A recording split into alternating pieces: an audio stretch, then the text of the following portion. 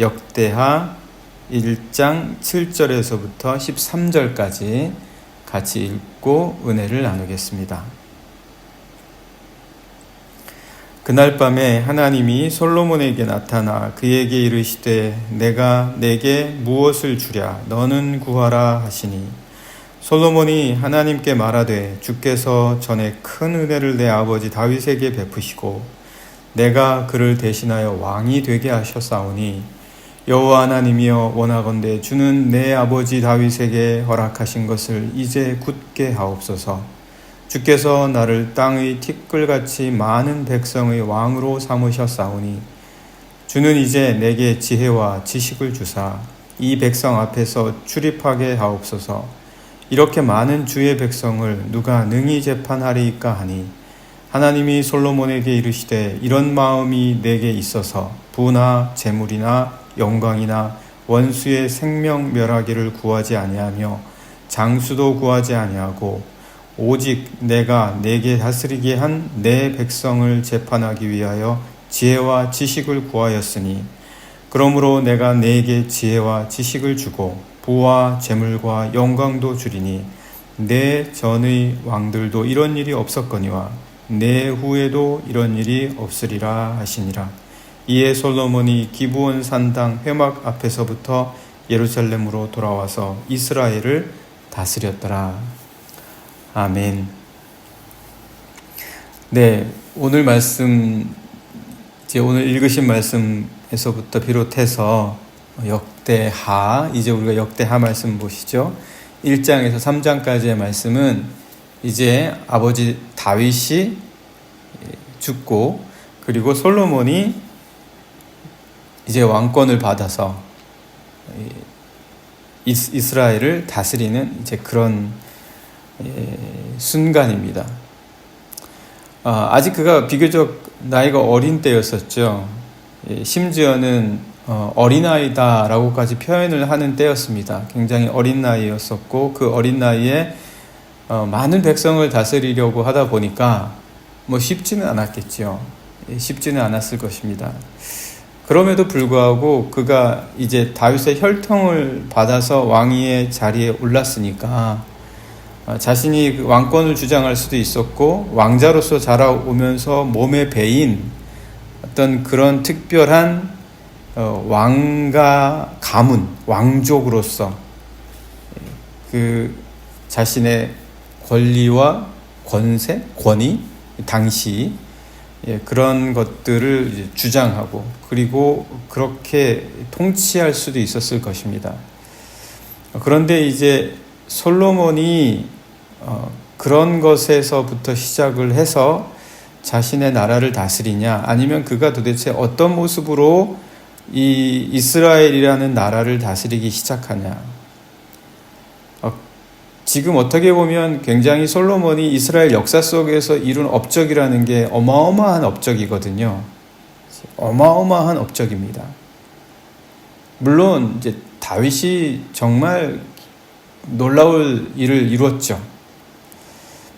그렇지만 이 역대기서가 중심 주제로 삼고 있는 것은 하나님의 성전이라고 이제 제가 말씀을 드렸지 않습니까?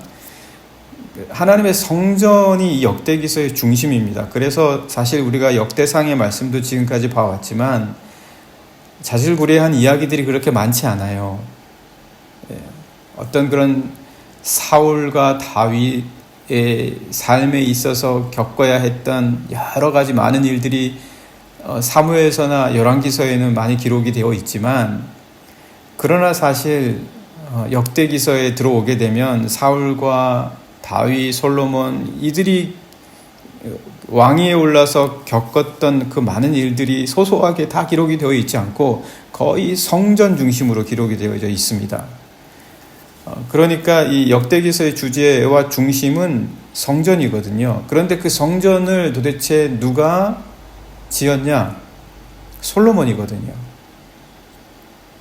그러니까 그만큼 솔로몬은 어마어마한 업적을 이룬 겁니다. 비록 많은 것들을 거의 다 다윗이, 아버지였던 다윗이 준비해 주었지만 그것을 실질적으로 이루어낼 수 있었던 것은 솔로몬이었다. 그래서 솔로몬은 정말 엄청나게 성공한 왕이었었죠. 성공한 왕이었습니다. 비교적 그가 우리가 보고자 했던 지금 그의 통치 초기 시대, 적어도 통치 초기 시대에 있어서는 성공한 왕이었습니다. 이후로 가면서 그가 허물어지기는 시작하지만 그럼에도 불구하고 이 성전을 지을 당시만 해도 그는 아주 성공한 놀라운 업적을 이룬 왕이었다. 그게 도대체 어떻게 가능했냐? 오늘 우리가 읽은 말씀도 그렇지만 말씀을 계속해서 보시면은 그가 가지고 있었던 그런 재물, 재력, 그 다음에 그 군사적인 군사력, 그리고 권위, 이런 게 어마어마했거든요. 우리가 읽은 말씀에서 한 절 더 나아가면 14절의 말씀을 보시면 솔로몬이 병거와 마병을 모음에 병거가 1,400대요. 마병이 12,000명이라. 병거성에도 두고 예루살렘 왕에게도 두었고 예루살렘에서 은금을 돌같이 흔하게 하고 백향목을 평지에 뽕나무같이 많이 하게 했다. 이런 거는 역사상 없었거든요. 어마어마한 재물과 권력과 권위가 많았다. 이러한 것들이 많이 있었는데도 불구하고 솔로몬에게 있어서 그 아버지 다윗이 유언으로 남겨준 것 뿐만 아니라 하나님께서 이 시대에 솔로몬에게 주셨던 사명, 그가 그 시대적 사명으로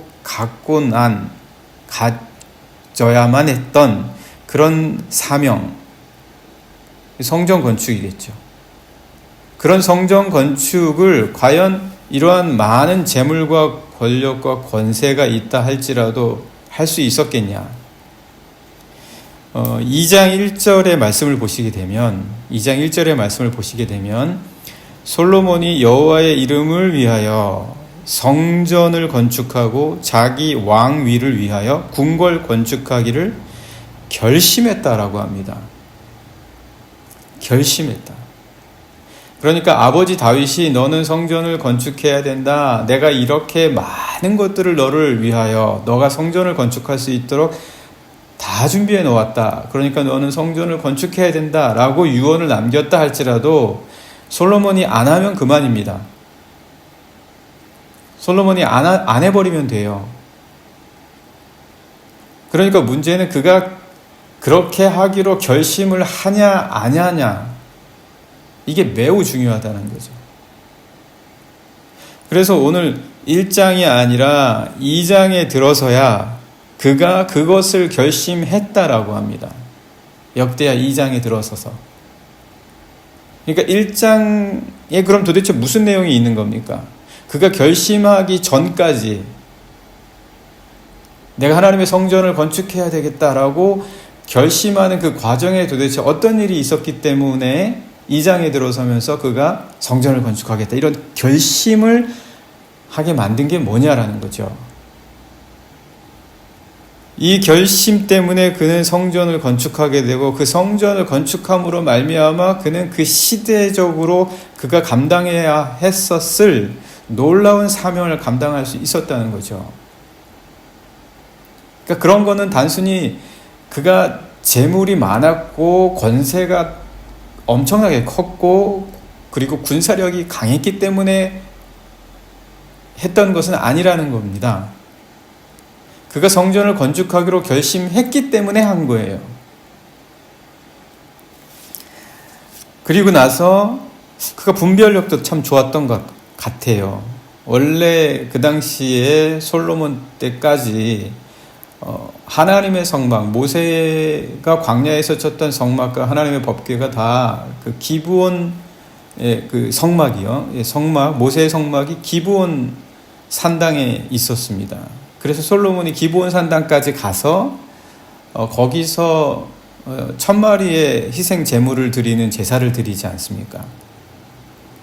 그런데 아버지 다윗이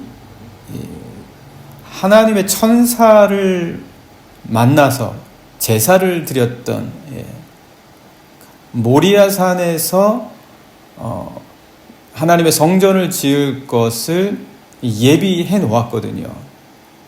근데 이것도 사실은 솔로몬이 따르면 그만이고 안 따르면 뭐 어쩔 수 없는 거예요. 그런데 3장 1절의 말씀을 보시게 되면 솔로몬이 예루살렘 모리아 산에 여호와의 전 건축하기를 시작하니 그곳은 전에 여호와께서 그의 아버지 다윗에게 나타나신 곳이요 여부스 사람 오르난의 타작마당에 다윗이 정한 곳이라. 그걸 그대로 따랐다라는 거예요. 결심하고 하나님께서 아버지 다윗에게 나타나신 곳, 그래서 아버지 다윗이 정한 곳에 성전을 건축하기로 그대로 따랐다. 이 놀라운 일을 이제 솔로몬이 하나씩 정말 아버지 유언의 약속에서 어긋나지 않도록 그 어린 나이에도 불구하고 지켜갈 수 있었던 그 결단과 결심, 그리고 추진력, 흔들리지 않는 굳건함, 이게 다 어디서 나왔냐는 거예요. 재물일까요? 군사력일까요? 그가 한눈에 누린 영광일까요? 왕으로서의 그런 데서 나오는 것이 아니다라는 거죠. 그게 오늘 저희가 읽은 말씀입니다. 그게 솔로몬이 성전을 짓기로 결심하고 아버지 다윗이 정한 곳에 실제로 성전을 건축하기까지 이 놀라운 업적, 그에게 있어서 왕으로서의 성공을 이루게 한 놀라운 결심을 하게 한 바로 그 근원, 그것이 오늘 우리가 읽은 1장 7절에서 13절까지의 말씀 속에 있습니다. 그게 뭐냐?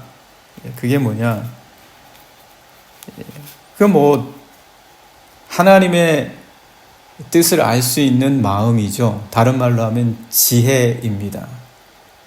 지혜.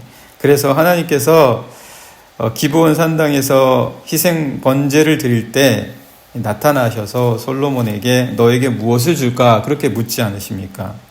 그렇게 물었을 때 이제 솔로몬이 이렇게 많은 주의 백성을 제가 다스리려면 제가 어떻게 그들을 다스리면서 그들의 시시비비를 가리고 재판을 할 수 있겠습니까?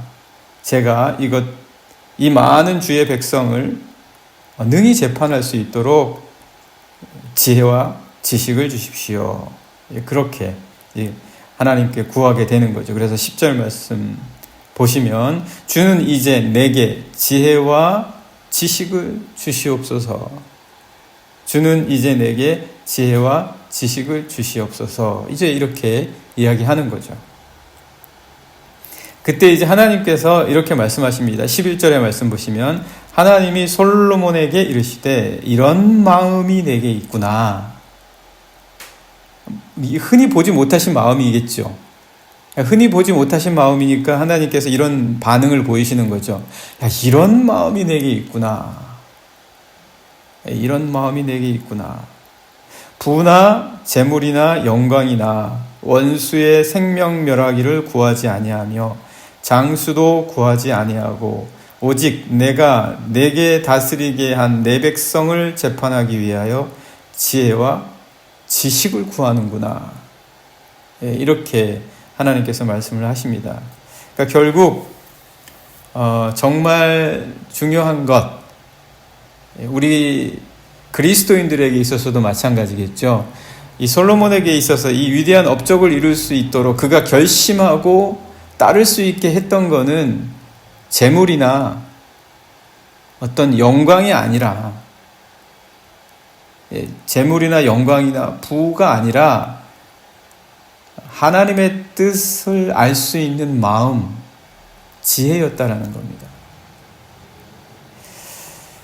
그래서 하나님께서 이제 이렇게 말씀하십니다. 내가 지혜와 지식을 구하였으니까 12절 말씀 보시면 그러므로 내게 부와 재물과 영광도 주겠다. 더하여 주시는 거죠. 쉽게 말하자면 덤으로 더 주신다라는 겁니다. 그러니까 우리가 부와 재물과 영광의 성격을 알아야 되는데요. 물론 부와 재물과 영광도 우리에게 어느 정도는 필요하겠죠. 그리고 이것도 우리에게 유익한 것일 수 있습니다. 과하거나 지나치지만 않는다면 말이죠. 그런데 이게 굉장히 그 속성상 과하고 지나치게 요구할 수 있기 때문에 어떻게 보면 다루기가 어렵고, 부와 재물이나 영광은. 그리고 또 지나치게 되면 우리에게 오히려 좋은 게 아니라 해가 될 수 있다라는 거죠. 뿐만 아니라 뭐 이런 건 다 누구나 다 잘 알죠. 알면서도 우리가 통제하지 못하니까 문제겠지만요. 그러나 그것보다 더 중요한 것은 이거는 어떻게 보면 하나님이 그냥 주시는 거예요. 더 덤으로. 그러니까 내 마음대로 되는 게 아니라는 거예요.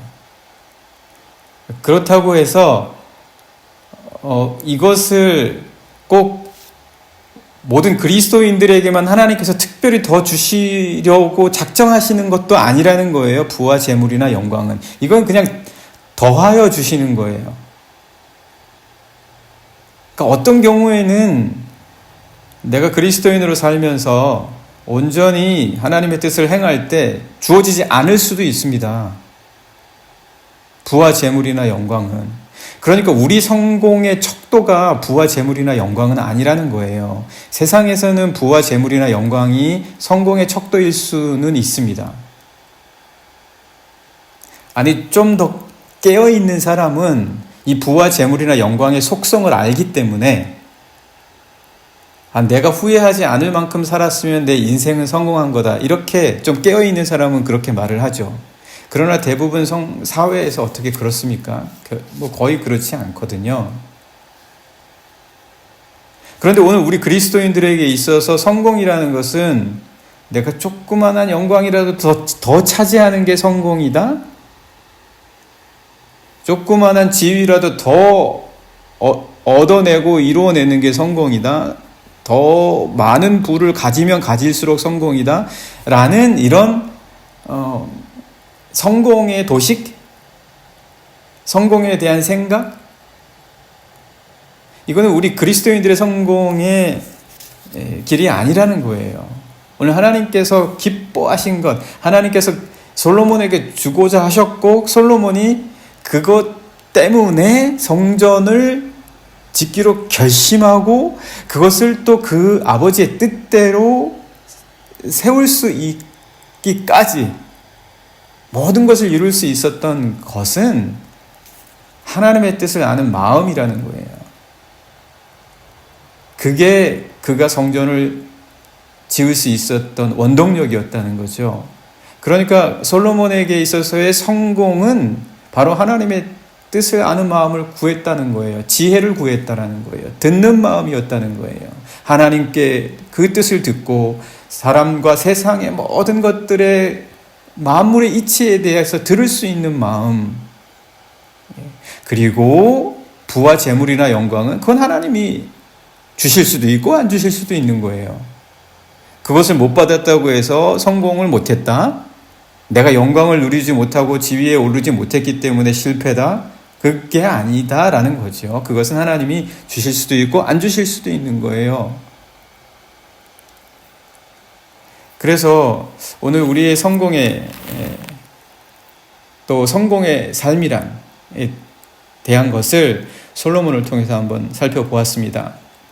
많은 이야기가 있을 수도 있지만 우리가 간략하게 보았는데요. 우리가 여기에 있어서는 정말 흔들리지 않아야 되겠습니다. 그래야 우리가 이 80의 인생을 살아갈 때에 우리가 성공의 삶이 무엇인지 알게 될 수도 있고, 그리고 또 정말 성공적인 삶에까지 이룰 수가 있기 때문입니다. 우리 함께 같이 기도하면 좋겠습니다. 하나님, 제 삶의 길에서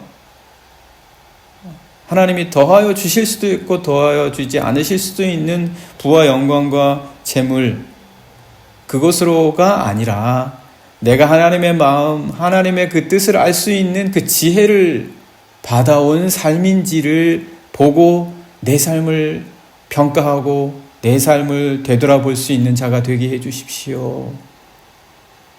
그래서 어떠한 위치에 있고 어떠한 상황 속에 있더라도 내 삶에 대한 분명한 하나님의 뜻대로 살아가고 있다는 것에 대한 그러한 감사와 기쁨과 든든함, 하나님이 나를 이렇게 성공적으로 인도해 주신다라는 그러한 감격, 잃어버리지 않고 지치지 않고 살아가게 해주십시오.